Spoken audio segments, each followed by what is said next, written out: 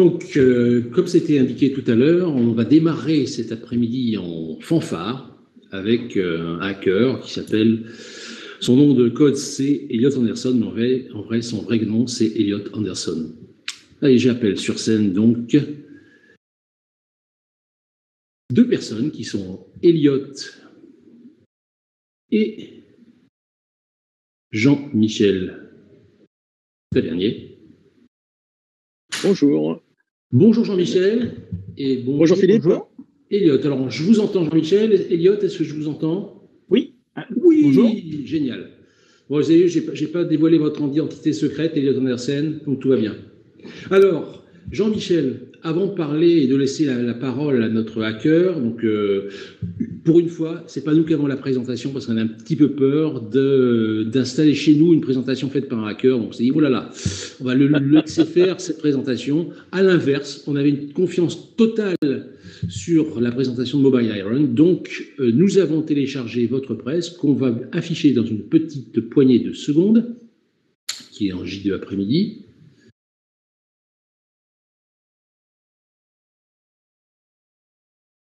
Attention, sur l'écran central.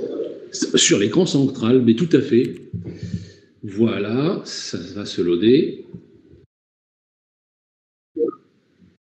Câble.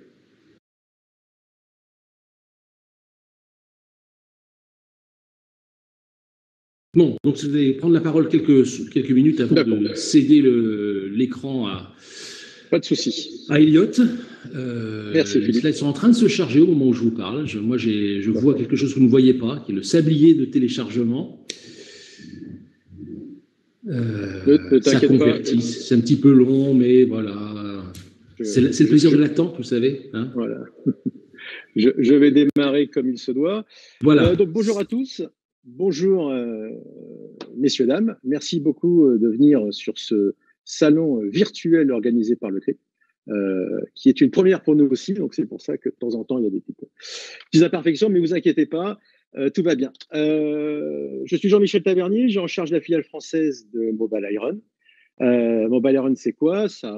On est venu du monde du MDM et aujourd'hui on est sur l'UM et surtout sur la sécurité du mobile, des tablettes, tout ce qui est Windows 10 et Macintosh. Alors pourquoi sécurité?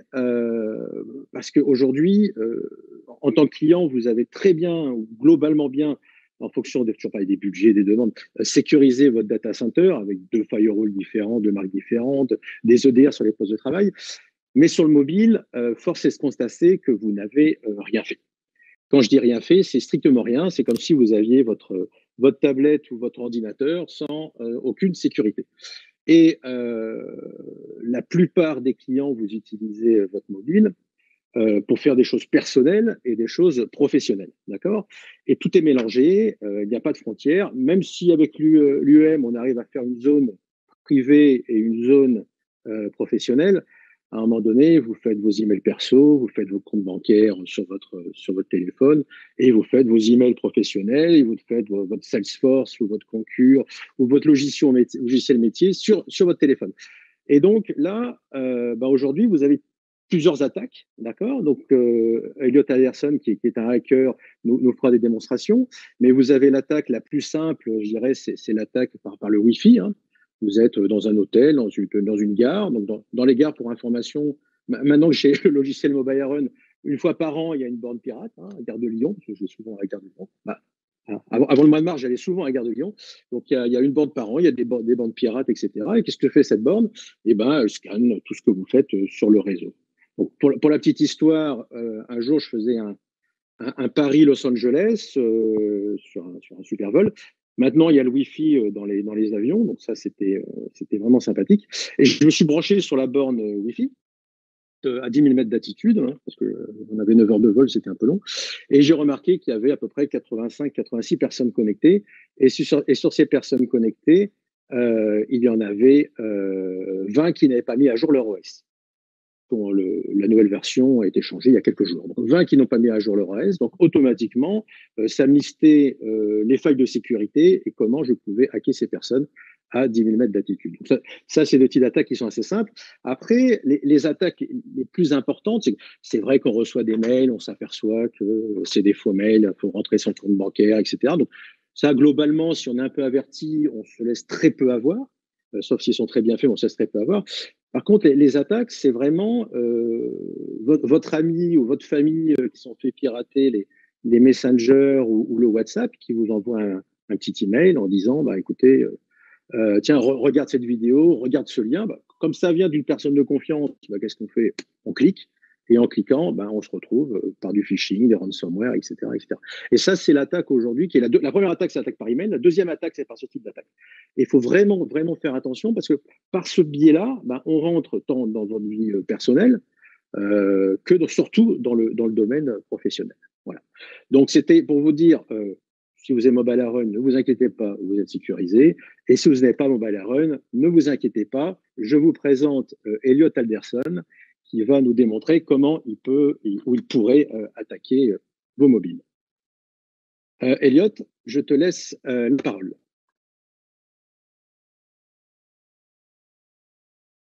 Merci Jean-Michel. Alors, je vais vous montrer mes slides. Je vais mettre la webcam à gauche, mais je n'ai pas l'impression que je puisse. C'est pas grave. Fais la mienne, comme ça, tu seras. Je pense pas que j'ai la main pour présenter.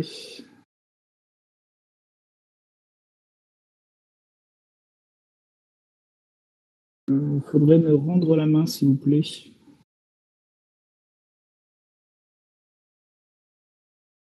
Philippe, si tu peux rendre la main, s'il te plaît. Sur là, voilà, là, je vais pouvoir. Bonjour à tous. Et sur ceci, voilà.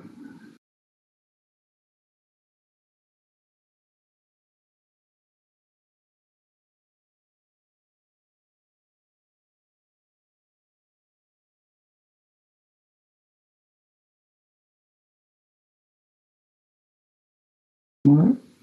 Là. Bon, bonjour à tous, merci à tous d'être venus dans ces conditions un petit peu spéciales à cause du Covid-19, mais c'est toujours un plaisir d'être devant vous. Et aujourd'hui, on va parler un petit peu de toutes les différentes menaces potentielles sur les mobiles. Et comme a introduit Jean-Michel, il existe plein de menaces différentes sur un téléphone mobile. Et on va essayer de faire un petit tour très rapide en vingtaine de minutes de tout cela. Alors, qui suis-je? Je m'appelle Baptiste Robert, donc je suis chercheur en cybersécurité français. Je me suis fait connaître principalement sur Twitter sous le pseudo d'Elliot Alderson, qui est le héros de la série Mister Robot. J'ai beaucoup travaillé sur les applications mobiles. Ma spécialité, c'est les applications mobiles, particulièrement tout ce qui est relié à Android. J'ai beaucoup travaillé sur des applications ou des sites internet français, US et Inde, et j'ai eu la chance et l'opportunité d'avoir une couverture médiatique assez large un peu partout dans le monde ces dernières années. Alors, avant de parler des différentes menaces qui existent sur mobile, il faut déjà un petit peu parler des concepts derrière, de manière à ce qu'on soit tous sur la même longueur d'onde et qu'on comprenne tous un petit peu la base. Qu'en sécurité, il y a une notion qui vaut pour tout le monde, c'est la notion de threat model, donc c'est vraiment le modèle de menace. Dans le modèle de menace, il faut être capable, pour un système donné, de savoir ce qu'on considère comme une menace de notre point de vue. Et ça, c'est extrêmement important de faire son modèle d'établir un modèle de menace, puisque c'est ça qui va permettre de mettre les bonnes défenses en fonction des menaces contre lesquelles on veut se protéger. Et en fait, quand on regarde sur un téléphone portable, des menaces, la surface d'attaque est énorme. En fait, la surface d'attaque d'un téléphone portable, ça va être tous les points d'entrée. Une surface d'attaque, en règle générale, ça va être tous les points d'entrée potentiels par lesquels un attaqueur peut rentrer dans le système. Et en fonction du niveau que l'on considère, la surface d'attaque peut être immense. Ici, par exemple, pour un téléphone portable, on a tout ce qui est connectivité. On va avoir l'USB, on va avoir le Wi-Fi, on va avoir le Bluetooth. Mais on a également Internet. Donc, comme disait Jean-Michel, tous les liens sur lesquels on va cliquer qui sont des liens malveillants. On a aussi tout ce qui est application tierce. Donc, une application qu'on a téléchargée, une application malveillante qui a réussi à rentrer sur le Play Store, qu'on télécharge et qui vient faire des actions malveillantes sur le téléphone. Ou alors des applications qu'on est allé chercher sur un site internet un peu bizarre et qu'on a téléchargé sur notre téléphone, qu'on a sideloadé sur notre téléphone et qu'on a installé alors qu'on n'aurait pas forcément dû. Alors, dans cette présentation, on va un petit peu voir certaines de ces menaces et voir ce qu'on peut faire derrière. Et en fait, ce que je vous ai présenté dans la slide précédente, c'est vraiment la surface d'attaque du téléphone. Mais c'est une surface d'attaque qui est très très haut niveau en réalité. Je regarde mon téléphone, j'essaie de réfléchir comment un attaquant peut attaquer mon téléphone. Mais si je descends d'un niveau et que je regarde la surface d'attaque d'une application, on se rend compte en fait que une application, on peut aller très très finement en fait. Il peut y avoir la surface d'attaque peut être immense, puisque par exemple, il peut y avoir des problèmes dans le process d'authentification. Il peut y avoir un problème dans les requêtes faites entre les applications, entre l'application en question, les applications qui sont installées sur votre téléphone et les serveurs des applications en question. On peut toujours trouver des petits points d'entrée un peu partout en fonction du niveau que l'on considère. On va prendre un des premiers points d'entrée pour un attaquant éventuel, c'est les applications préinstallées.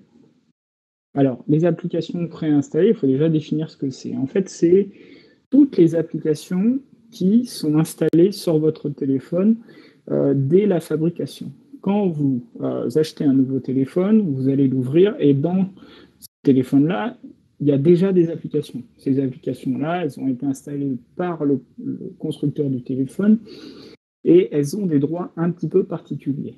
La plupart de ces applications système ne peuvent pas être désinstallées. Les applications système ne peuvent pas être désinstallées et en plus, elles possèdent tous les droits. C'est-à-dire qu'elles n'ont pas besoin de passer par le mécanisme avec le petit pop-up en disant l'application machin a besoin d'accéder à telle ressource. Elle a déjà le droit parce que c'est une application système.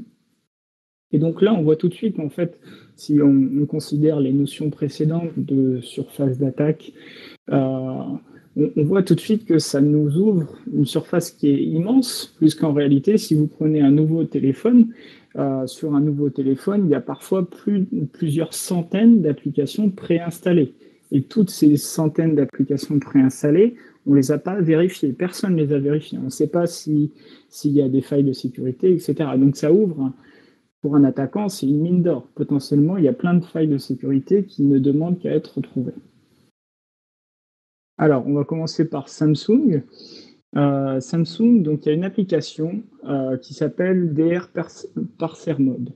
Donc cette application-là, c'est vraiment un exemple très concret. Si vous avez un téléphone Samsung chez vous, il y a des grandes chances que ça fonctionne. Donc si vous ouvrez la calculatrice, qui est vraiment l'application préinstallée de base sur à peu près tous les téléphones, vous rentrez ce code, donc parenthèse plus 30 012 012 732 plus, dans la calculatrice, donc code relativement très compliqué qui ne va pas de soi, ça va vous ouvrir en fait une deuxième application, l'application DR Parser Mode. On voit qu'ici, il y a déjà un lien qui a été fait par Samsung entre deux applications et c'est un lien caché. Si on ouvre cette application DR Parser Mode, je vais y arriver, et qu'on rentre le code dièse étoile dièse 9900, on se rend compte qu'une troisième application qui s'appelle SysDump va s'ouvrir. Donc on voit qu'on a encore un deuxième lien caché par Samsung de manière à accéder à SysDump. SysDump, c'est une application qui est utilisée notamment quand vous avez, par le service après-vente de Samsung, quand vous avez un souci. Donc c'est une fonctionnalité cachée de votre téléphone que vous n'êtes pas censé utiliser. Et d'ailleurs, vous n'êtes tellement pas censé l'utiliser que quand vous cliquez sur un des boutons qui est grisé, par exemple TCP Dump Start, vous voyez sur la troisième copie d'écran qu'on a un petit message, un petit pop-up qui dit « Ce menu n'est pas autorisé pour la version commerciale ». Bien évidemment, ce que j'ai, moi, c'est la version commerciale. Donc, il y a un message d'erreur ou un warning, mais en tout cas, la fonctionnalité est là. Et donc, quand on arrive à contourner ce mécanisme d'OTP, qui est pas réellement un mécanisme d'OTP très bien implémenté, on arrive à utiliser des fonctionnalités cachées, comme par exemple faire un TCP dump. Donc le TCP dump qui va permettre d'enregistrer sur le téléphone toutes les communications réseau faites par le téléphone. Donc ça peut être potentiellement un gros problème en termes de vie privée. Mais par exemple, on peut aussi cliquer sur IMS Logger, et IMS Logger, ça va ouvrir une quatrième application. Cette quatrième application, comme on peut le voir sur le screenshot en haut à droite, permet notamment d'enregistrer l'écran ou de prendre une vidéo pendant plus d'une heure de l'écran de la victime. Donc on voit bien avec cet exemple-là, donc là on va avoir l'exemple en vidéo. C'est vraiment la démo de tout à l'heure que j'ai expliqué. Donc on rentre le code dans DR parser mode. Ça va nous ouvrir SysDump. On voit qu'il y a plein de fonctionnalités très intéressantes. Il y a le TCP dump, mais il y a plein de fonctionnalités de logging. Il y a tout un panel de fonctionnalités qui permet d'accéder à vraiment des informations très précises sur le téléphone. Et donc, on va rentrer le code OTP que j'ai réussi à craquer. Et une fois que le code OTP va être rentré, donc on a accès, on a passé le système le petit système de sécurité entre guillemets. On peut faire un TCP dump. Voilà, on voit bien que le TCP dump est parti et fonctionne. Voilà, donc c'était pour la partie applications préinstallées. Donc les applications préinstallées, on voit bien dans cette partie-là que il y a des applications préinstallées qui possèdent beaucoup de droits, qui sont capables de faire des choses très très pointues et très très précises dans le système d'exploitation. Il y a des liens cachés entre applications qui ont été posés là par le constructeur de téléphone et qui potentiellement ne demandent qu'à être exploités par les attaquants. Après, le deuxième point d'entrée potentiel, c'est le Play Store. Et par le Play Store, je veux dire les applications installées depuis le Play Store. Donc, on va se focaliser sur l'Accessibility Services.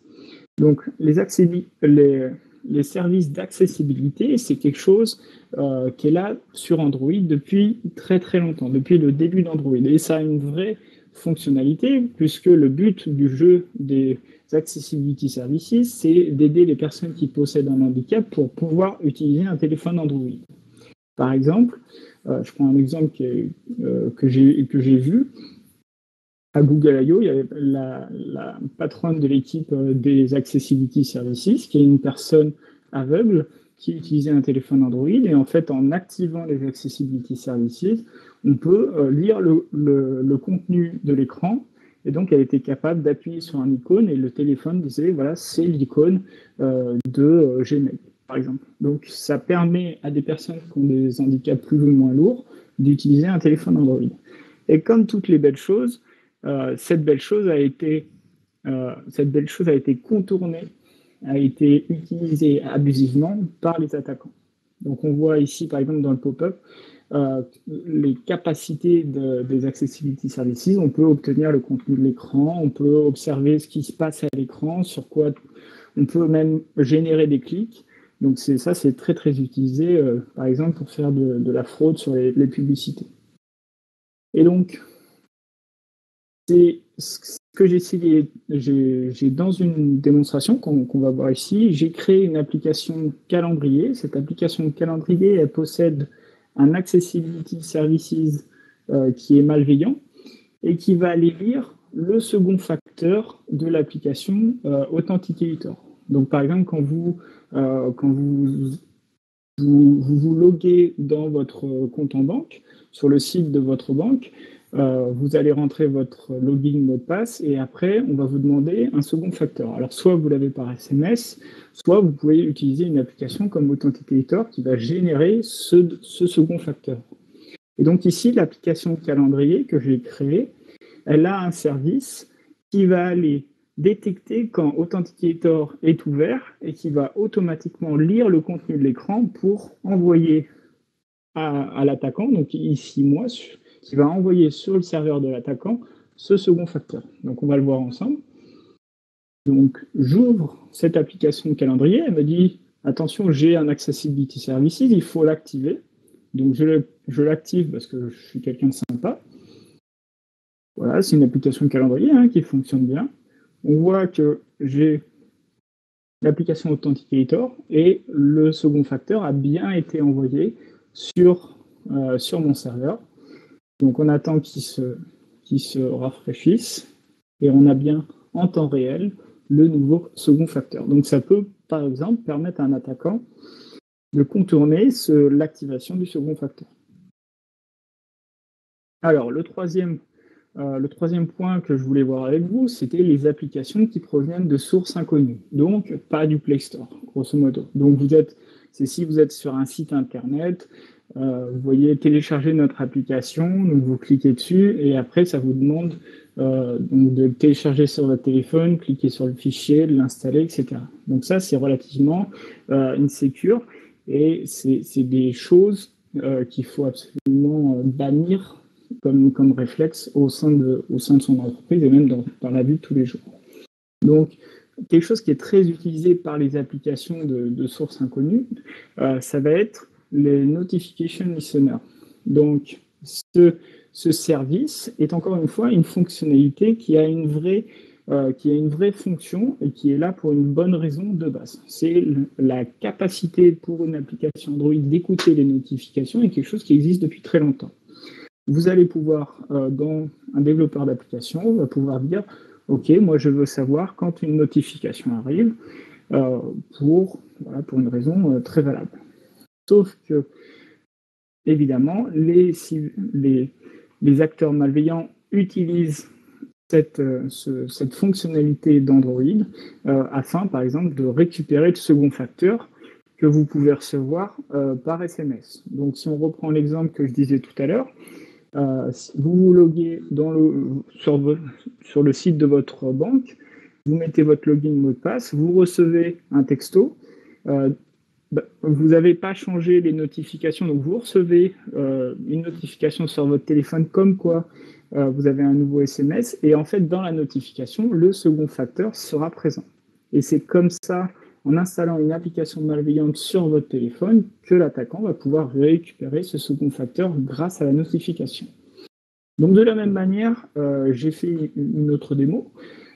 Ici, j'ai créé une application, j'ai pris 2048, donc le jeu qui est très connu où il faut mettre les cases ensemble pour aller jusqu'à 2048, et j'ai rajouté un service à l'intérieur qui va écouter toutes les notifications rentrantes. Et ici, donc j'ai juste à côté, j'ai WhatsApp. Je vais recevoir des messages WhatsApp. Donc j'ai les notifications qui vont être affichées directement. Et grâce à ces notifications, mon application 2048, qui est une application malveillante, va récupérer mes messages WhatsApp et va les envoyer en temps réel sur mon serveur qui est contrôlé. Donc là, j'ouvre l'application, on me demande d'activer ce service-là. Pourquoi pas? Moi, je vois pas le mal. On me demande quelque chose, donc je le fais. Donc, je reçois un message. Et là, on voit bien que j'ai reçu toutes les notifications et que la dernière que j'ai reçue, c'est évidemment ça va de Baptiste Robert. J'en reçois un autre et on voit qu'en temps réel, j'ai bien reçu le deuxième message. On peut voir que c'est de manière assez simple. C'est très facile pour un attaquant de créer une application qui est malveillante, une application qui fonctionne au demeurant. Tout à l'heure, c'était un agenda, là, c'est 2048. Donc, c'est des applications qui fonctionnent, qui ont une vraie plus-value, mais qui, pendant ce temps-là, vont être capables soit de récupérer vos messages WhatsApp, de récupérer le second facteur, voilà, ce type de choses. Voilà, c'était tout pour moi. Donc, je pense qu'on a vu un tour de quelques menaces potentielles sur les terminaux mobiles. Il y en a évidemment beaucoup plus. Mais ce qu'il faut retenir principalement, et c'est le message vraiment que je voulais faire passer sur cette présentation, c'est qu'il y a des fonctionnalités qui sont de base dans Android, mais qui ont été abusées par les attaquants, qui sont eux très créatifs pour contourner toutes les différentes contre-mesures éventuelles. Et c'est comme ça qu'on peut se faire tromper. Voilà, merci pour votre attention.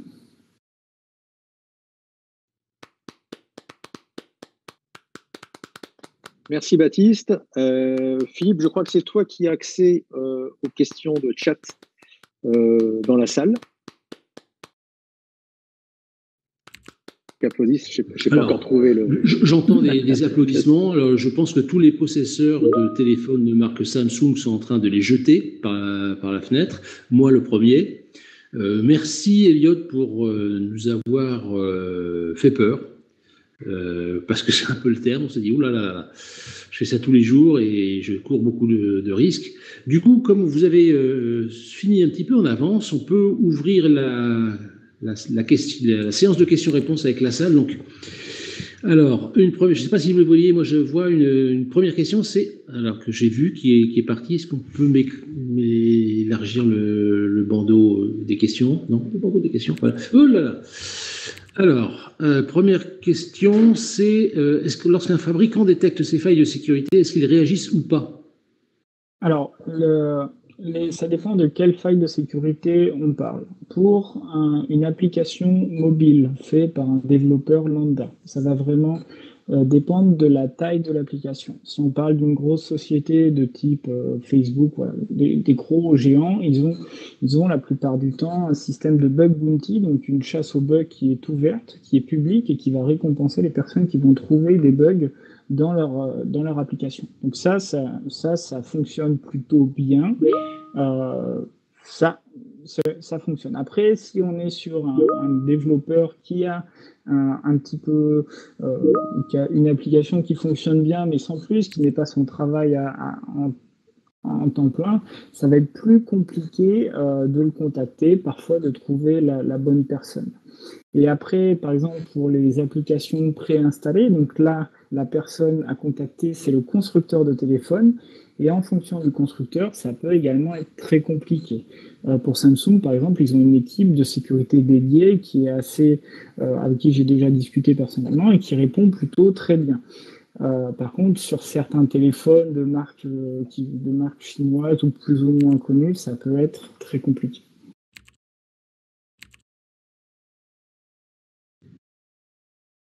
Merci pour cette première réponse. Alors ensuite, j'ai une question concernant ceux qui n'utilisent pas d'Android, genre les possesseurs d'iPhone. Est-ce qu'il y a le même genre de vulnérabilité aussi simple à accéder? Alors c'est assez différent en fait. Android et iOS sont vraiment de base des systèmes d'exploitation qui ont été créés avec une philosophie différente et avec des bases différentes. Du coup, c'est différent. Il y a des menaces sur iOS qui existent, mais qui sont complètement différentes. Et on a aussi des grosses menaces du type on est capable de... certains acteurs étatiques sont capables d'exploiter des failles de sécurité, même de chaîner en fait plusieurs failles de sécurité de manière à avoir tous les droits sur un iPhone. Être capable d'avoir une chaîne de bugs de ce type-là, c'est quelque chose qui vaut énormément d'argent, du coup qui est utilisé de manière de manière un petit peu différente. Le problème que je vois, moi, de mon point de vue, et qui est un avis complètement personnel, c'est que la barrière d'entrée pour un cyberattaquant sur Android est beaucoup plus basse que sur iOS.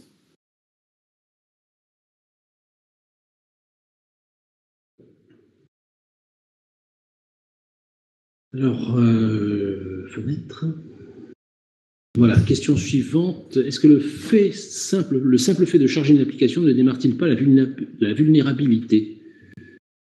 Ça dépend vraiment des fois. Ça peut vraiment dépendre de la vulnérabilité en elle-même. J'ai une autre démonstration que j'ai pas eu le temps de faire ici, qui est une faille dans WhatsApp qui avait été utilisée par un groupe israélien qui est relativement connu aujourd'hui, qui est le NSO Group, qui a été utilisé un peu partout dans le monde pour installer leur malware qui s'appelle Pegasus. Et cette faille de sécurité, en fait, pour être infectée par l'attaquant, la victime recevait juste des coups de téléphone par WhatsApp. Il n'avait même pas besoin de décrocher le téléphone. Donc c'était ce qu'on appelle vraiment du zéro-clic RCE, zéro-clic Remote Code Execution. Et donc la victime n'avait aucune action à faire pour être infecté. Et ça, ce type de vulnérabilité, c'est des vulnérabilités qui coûtent encore une fois très très cher et qui sont pas utilisées, ils sont utilisés relativement rarement avec des guillemets. Mais ça dépend vraiment. Là, dans ce que j'ai montré aujourd'hui, il faut à chaque fois, effectivement, faire quelques étapes. Mais certaines vulnérabilités, il y a parfois une seule étape, un seul clic, 2 clics, 3 clics, ça dépend de la vulnérabilité. Si, alors question suivante, est-il utile d'installer un firewall de type NetGuard par exemple? Alors de mémoire, NetGuard, si je ne dis pas de bêtises, fonctionne qu'avec un téléphone routé. Mais je dis peut-être une bêtise, c'était sur les anciennes versions. Après, si vous avez le temps et la capacité de router un téléphone, d'installer NetGuard, c'est tout à fait conseillé. Faites-le. Après, encore une fois, c'est pas magique. Comme tout firewall, un firewall, ça demande à être. Il faut bien faut bien l'entretenir. Il faut regarder les règles qui ont été mises. Il faut regarder ce qui se passe. Il faut surveiller de manière active. Mais oui, si vous avez les compétences et le temps pour faire ça, tout à fait. Merci Elliot. Question suivante. L'authentification par empreinte digitale, je suppose, est-elle moins facile à craquer que la double authentification? C'est différent, je dirais. Le problème de l'authentification par empreinte ou même le Face ID sur les téléphones iOS, c'est qu'il y a un problème qui est plus légal de mon point de vue, et c'est pour ça que je l'ai désactivé de mon côté. C'est qu'un policier n'a pas le droit, les forces de l'ordre en règle générale n'ont pas le droit de vous forcer à donner votre code. Par contre, ils ont tout à fait le droit de vous tenir, de vous contraindre physiquement, en fonction du contexte évidemment, et de vous montrer votre téléphone de manière à le désactiver. Donc c'est plus la vulnérabilité de ce type de choses est plus physique que software. Après, iOS, Apple a très bien fait les choses de ce point de vue-là, plus qu'il y a plusieurs délimitations, il y a plusieurs mesures de sécurité qui ont été faites, et même au niveau hardware, on est sur une puce qui est dédiée pour cela. Donc, Apple a plutôt fait du bon travail à ce niveau-là. Mais après, voilà, il y a aussi un modèle on en revient à ce que je racontais tout à l'heure sur le modèle de menace. Et si votre modèle de menace elle comprend aussi une arrestation par les forces de l'ordre, l'empreinte, le système d'authentification par empreinte doit être désactivé. Merci encore Elliot. Une autre question portant sur les vulnérabilités. Vous avez évoqué la porosité de certains App Store. Alors justement, est-ce que les plateformes de ces App Store ne disposent-elles pas de tests automatiques afin de traquer les codes malicieux et qu'elles hébergeraient? Alors c'est un sujet qui est très très vaste, très très compliqué. Il y a, pour avoir discuté avec chez Google, il y a une philosophie de base qui est que, contrairement à iOS, Android et le Play Store est un endroit qui est ouvert. La philosophie derrière est de dire n'importe qui peut faire n'importe quelle application. Donc on veut vraiment baisser la barre au plus bas pour permettre à tout le monde de faire une application, publier son application sur le Play Store et toucher potentiellement des millions de personnes. Et ça implique forcément que quand on baisse la barre, quand on permet à tout le monde de faire une application, on permet aussi aux gens malveillants de faire une application. Donc, en contre-mesure, histoire d'essayer de nettoyer avec des guillemets le Play Store, il faut être capable activement, sur une large échelle, une échelle incroyablement grande, de scanner toutes les applications qui arrivent, de trouver les codes malveillants. Mais le souci, c'est qu'il n'y a pas qu'un seul code malveillant. Il y a plusieurs façons de coder la même chose. Il y a aussi des techniques d'offuscation de code qui sont de plus en plus meilleures, donc où on va pas avoir le code lisible, on va avoir le code un petit peu caché, mélangé, qui sera illisible pour un œil humain. Donc ça va être très très compliqué pour un analyste ou un chercheur en cybersécurité comme moi de lire le code comme ça va pas se faire tout seul. Et après, il y a aussi la capacité pour une application de charger à la volée du code source. Donc, c'est-à-dire que vous êtes sur le Play Store, vous téléchargez une application, je dis n'importe quoi, une application Horoscope, et cette application Horoscope, en fait, ne sera qu'une coquille vide. Et cette coquille vide n'aura pour fonction que de télécharger un fichier sur un serveur distant, un serveur qui est contrôlé par l'attaquant, et ce code-là ce fichier-là va être chargé par l'application et va être loadé, va être chargé comme du code, comme du code additionnel à l'application. Donc on va être capable de charger du code à la volée et potentiellement ce code va être malveillant. Donc encore une fois, ça c'est une fonctionnalité de base qui a une justification, qui est là depuis très longtemps, mais qui peut complètement être abusée par quelqu'un de malveillant. Je peux me permettre, Baptiste, il y a à peu près, dans le dernier statistique, il y a un peu moins de 10% de logiciels qui ont des codes malveillants dans les App Store. Donc à peu près, c'est la moyenne, 10%. Je sais que moi, j'avais un de mes clients qui était protégé par Mobile Iron, heureusement, qui est parti en Chine et il voulait commander un Uber. Et là-bas, c'est une application, c'est le Uber local, c'est pas le Uber que nous connaissons tous aux États-Unis ou en Europe. Et en téléchargeant l'application Uber, il y avait dedans 2 malwares qui ont été détectés directement et ça venait directement du store. Il faut aussi préciser que Google a fait de nombreux efforts de ce côté-là. L'état du Play Store est de mieux en mieux, mais voilà, les attaquants, c'est le jeu du chat et de la souris, donc les attaquants évoluent, sont de plus en plus créatifs, trouvent des nouvelles parades. Et après, il y a différents types de fraudes. Encore une fois, c'est très très large. Mais c'est vrai que Google commence à s'y mettre. Il commence également à regarder les applications préinstallées et les différentes menaces posées par les applications préinstallées depuis très récemment. Donc, il y a des choses qui se font petit à petit. Mais voilà, il y a une rencontre d'un problème idéologique avec un problème technique. Il y a un problème de mise à l'échelle qui est très très important ici. Et c'est ce qui fait que la rencontre de tout ça fait que c'est pas quelque chose de facile à solutionner.